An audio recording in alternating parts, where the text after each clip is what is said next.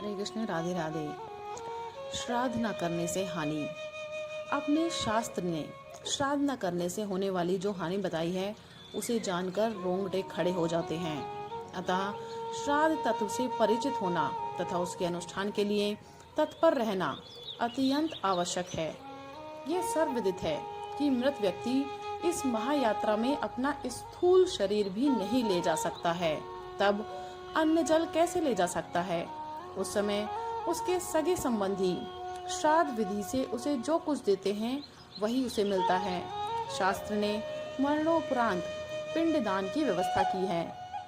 सर्वप्रथम शव यात्रा के अंतर्गत 6 पिंड दिए जाते हैं, जिनसे भूमि के अधिष्ठात्र देवताओं की प्रसन्नता तथा भूत पिशाचों द्वारा होने वाली बाधाओं का निराकरण आदि प्रयोजन सिद्ध होते हैं।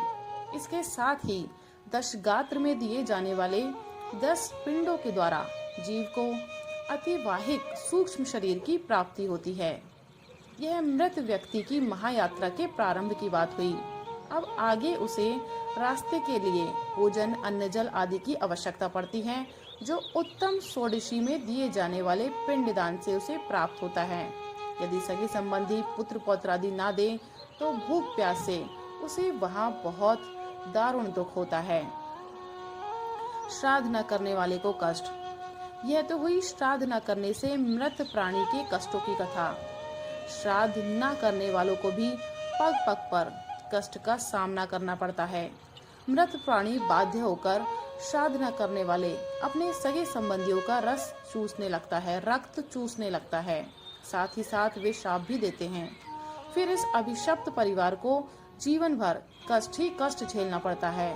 उस परिवार में पुत्र नहीं उत्पन्न होता, कोई निरोग नहीं रहता, लंबी आयु नहीं होती, किसी तरह कल्याण नहीं प्राप्त होता और मरने के बाद नरक भी जाना पड़ता है।